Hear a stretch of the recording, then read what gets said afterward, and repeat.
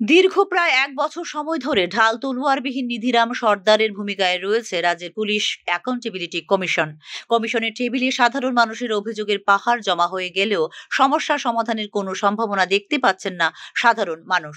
শুধুমাত্র চেয়ারম্যানই নন, গত প্রায় ১ বছর ধরে একজন সদস্যও নেই রাজ্যের পুলিশ অ্যাকাউন্টেবিলিটি কমিশনে। কমিশনের সর্বশেষ চেয়ারম্যান ছিলেন প্রাক্তন বিচারক স্বপন চন্দ্র দাস।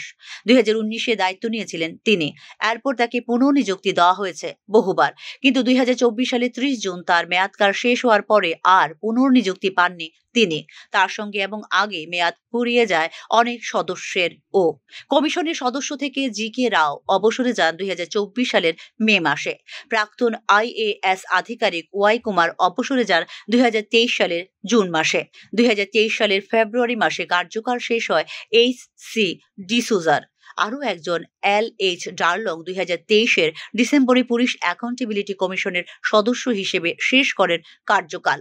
এরপর থেকে পুলিশ অ্যাকাউন্টেবিলিটি কমিশনের শুধুমাত্র সেক্রেটারি হিসেবে রয়ে গেছেন রাজ্য প্রশাসনের একজন আধিকারিক। গত প্রায় ১ বছর সময়কালের মধ্যে পুলিশ অ্যাকাউন্টেবিলিটি কমিশনের চেয়ারম্যান হিসেবে যেমন কাউকে বাছাই করেনি, তেমনি একজন সদস্য নিয়োগ করেনি রাজ্য সরকার। আর তাই দীর্ঘ এই সময়ে বিভিন্ন ইস্যুতে রাজ্য পুলিশের বিরুদ্ধে বিস্তর অভিযোগ থাকলেও কোনো সুরাহা খুঁজে পাচ্ছেন না সাধারণ মানুষ। গুরুত্বপূর্ণ এই কমিশনের চেয়ারম্যান এবং সদস্য নিয়োগে কার্যত রাজ্য সরকারের অনীহা নিয়ে প্রশ্ন তুলছেন বিভিন্ন মহল। পুলিশ অ্যাকাউন্টেবিলিটি কমিশন ঢাল তলোয়ারবিহীন নিধিরাম সর্দার হওয়ার সুযোগ ও সুবিধা নিচ্ছেন এক শ্রেণীর পুলিশ আধিকারিক বলে মনে করছেন অনেকে। সম্প্রতি বিভিন্ন ধরনের অভিযোগ উঠে এসেছে রাজ্য পুলিশের মন্থা নির্দেশকের বিরুদ্ধেও।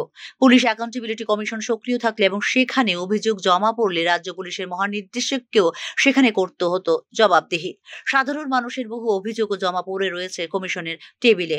পুলিশ অ্যাকাউন্টেবিলিটি কমিশন করাই হয়েছিল মূলত সাধারণ মানুষকে যেন পুলিশি হেনস্থার শিকার হতে না হয় সেই উদ্দেশ্য নিয়ে।